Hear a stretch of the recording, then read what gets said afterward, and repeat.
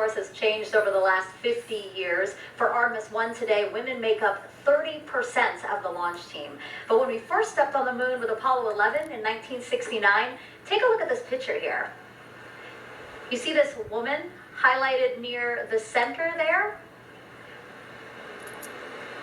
That's going to be Joanne Morgan, and she was the only woman in the firing room. She now has a special message for the Artemis generation.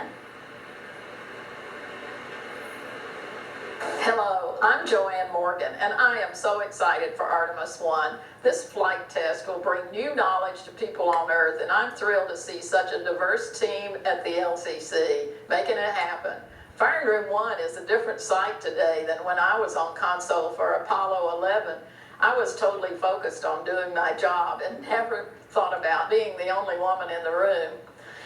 Today, women at NASA are center directors and launch and flight directors and have substantial roles in engineering, science, and technical areas. This is so important for a new generation, the Artemis generation, to see how individuals are leaders and contributors to the mission, and for youth across America and the planet to see this as well. After 50 years, it is gratifying to see this change, and I can't wait to see what you all accomplish together. New century, new generation, new mission to the moon and beyond. Godspeed, Artemis team and Artemis 1. I think it's so great that we know she's following along and interested in this mission too. Yeah, it's so awesome to see the women who have come before us at NASA and paved the way for a much more diverse team to contribute to these amazing missions. Yeah, and speaking of women breaking the mold, before serving as a NASA astronaut, I know you were a naval officer and a member of the first class of women commissioned to the submarine community. How amazing is that? I mean, what would you say as you look at these pictures? What would you say to women, young girls who might be thinking, hey, I might want to join a predominantly male field? Yeah, I was just really lucky to be in the right place at the right time. I was a senior at the Naval Academy when they announced that they were going to change the policy and allow us to serve aboard submarines.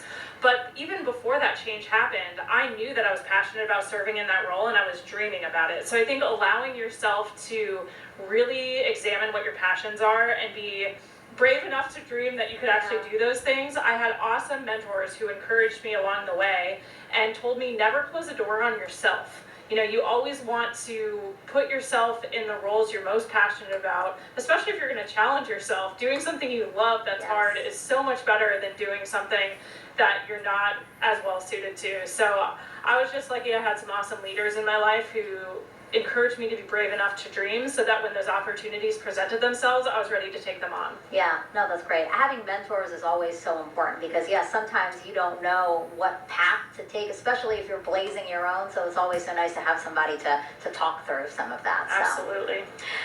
52 minutes until the opening of the 2-hour window for Artemis 1 today. Once it soars off the launch pad, our colleagues over in Houston will take over. Leah, how are things looking in Mission Control right now?